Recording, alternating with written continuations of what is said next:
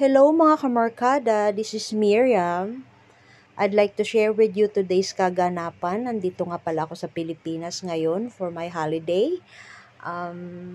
Pumunta kami sa mall para sana dental cleaning and physiotherapy, but unfortunately hindi available ang dental, so nagpa-facial na lang ang nangyari to pamper myself, 'di ba?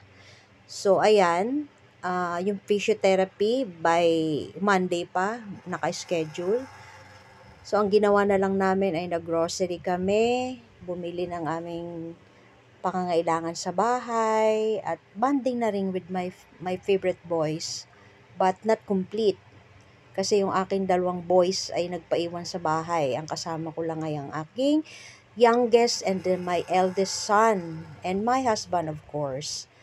So, nag-grocery kami ng mga, as usual, household needs namin and ng mga gulay. At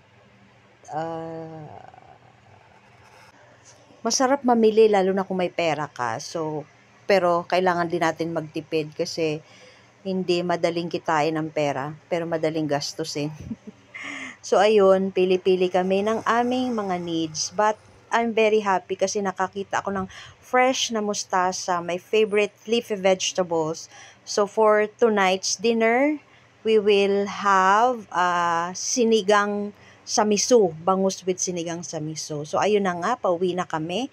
So, ayun, naligaw pa nga yung aking asawa paghahanap ng parking lot, hindi niya makita agad yung parking ng aming sasakyan, naunahan pa namin. So, for today's video, yan lamang po ang kaganapan. Buti nakauwi kami ng medyo maaga pa. Bumili nga pala kami dyan ng shelves para sa aming munting tahanan. Para may mapaglagyan kami ng mga abubutski ng aking mga boys. Lalagyan nila ng mga